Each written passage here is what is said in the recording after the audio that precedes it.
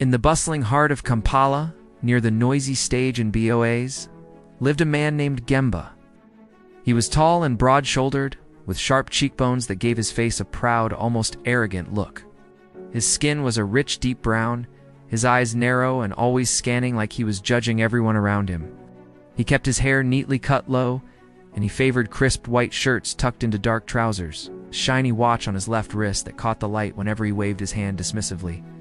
Jjemba worked as a supervisor at a bank in the city center and believed he had climbed high enough to look down on others. His wife Sanyu was the complete opposite in spirit. She came from a quiet village in Luvero. Sanyu's beauty didn't shout. It simply existed. Her skin was a warm, glowing ebony that seemed to absorb and reflect the morning sun, making her look like she carried light inside her. Her eyes were large, almond-shaped, and deep brown, always calm even when hurt, framed by long, natural lashes. When she smiled, which was rare in recent months, her full lips curved gently, revealing even white teeth and a warmth that could soften stone.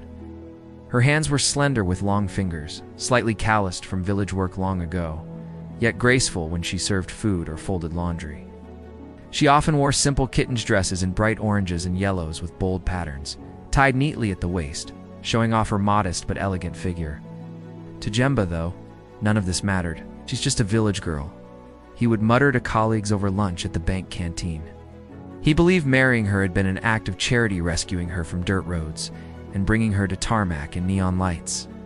Every morning started the same.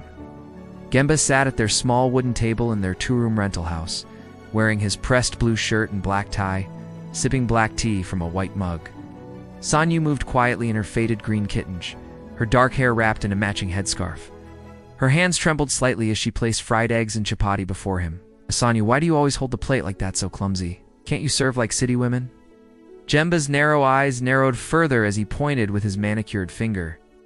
"Look at how Tracy does it, smooth, classy." Sanyu's full lips pressed together. She lowered her long-lashed eyes and whispered, "Sorry." Her glowing skin seemed to dim under his words. In the evenings, when he returned late, smelling of city cologne and other women's perfume, he would find her waiting in a simple, purple kitten's dress that hugged her figure softly. "Why are you dressed like that again?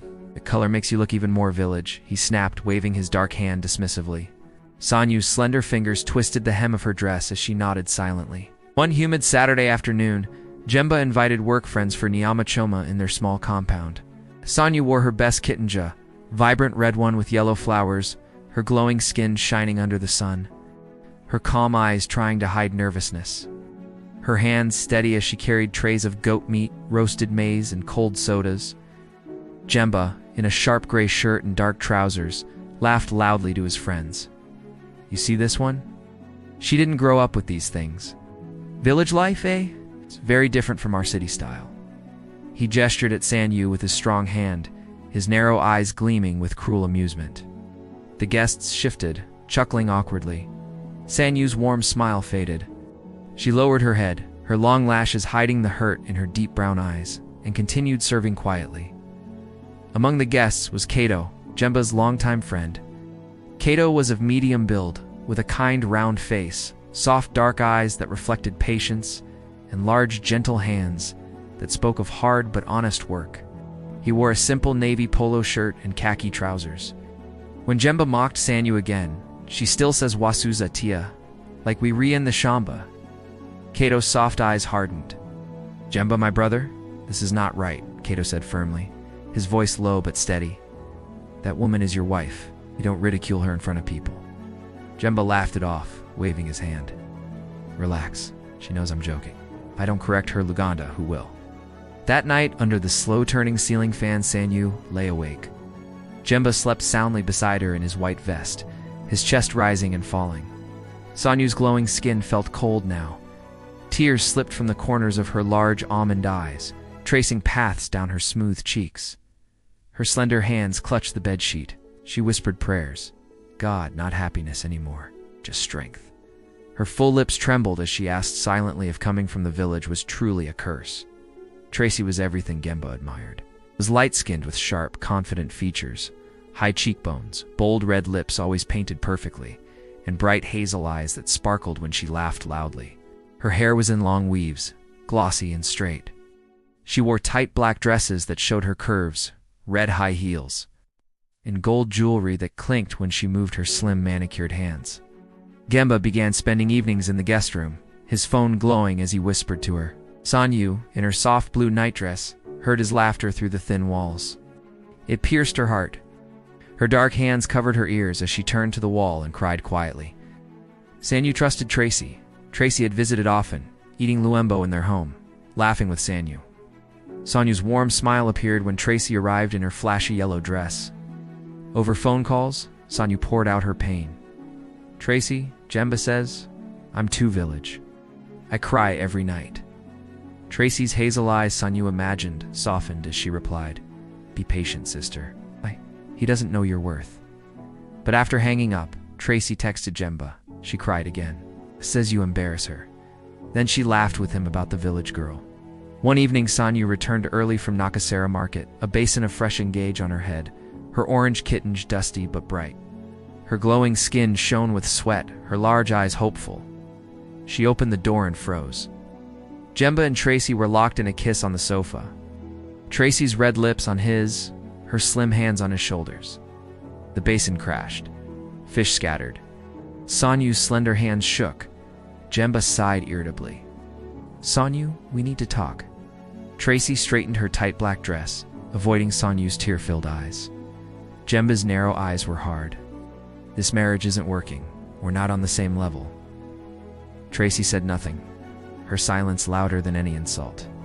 That night, Jjemba packed Sanyu's things into 2 gunny bags. He wore only a vest, his strong arms tossing clothes carelessly. Go back to the village, he said coldly. Sanyu walked into the Kampala night, her red kitenge now wrinkled, tears streaming down her glowing cheeks, her hands gripping the bags tightly. By the roadside stood Cato, his kind round face softened with concern, his soft dark eyes wide. He wore a plain gray shirt. Sanyu called gently. He lifted her bags with his large hands. Come with me. You're no burden. Cato's house in Koala was peaceful, simple furniture. No shouting. Sanyu slept without fear. Cato confronted Jjemba the next day. You chased her for Tracy? Are you mad? Jjemba laughed. Cato's gentle eyes turned steel. That quietness you mocked was dignity. Sanyu went back once to beg. Tracy had redecorated bold colors, a huge framed photo of her and Jjemba where their wedding picture once hung. Tracy, in a shiny silver dress, dragged Sanyu out roughly with her slim hands. Come back and I'll pour hot water on you. Jjemba watched, silent. Months passed. Sanyu laughed genuinely now. Kato treated her like gold, listening to her stories, complimenting her deep thoughts. One evening in a Kololo restaurant, Sanyu wore an elegant navy dress, her glowing skin radiant, large eyes sparkling. Cato, in a neat shirt, held her hand gently. Jjemba saw them. Regret hit him like a slap. That night, Jjemba dreamed it all: the betrayal, the fight, losing everything. He woke sweating. When Cato and Tracy arrived for football, he chased them with a stick, vowing change. From then on, Jjemba cherished Sanyu. His narrow eyes softened, his strong hands held hers kindly. He learned true class was in respect, not loudness. My brother, my sister, in Kampala and beyond, don't trade real love for fake shine. Pause before you mock the quiet one who stayed through hard days. Value her glowing skin, her patient eyes, her gentle hands before someone else does. Go home today. Hold her. Say sorry. Choose kindness. Because losing a good woman costs more than any class can buy. What will you choose right now?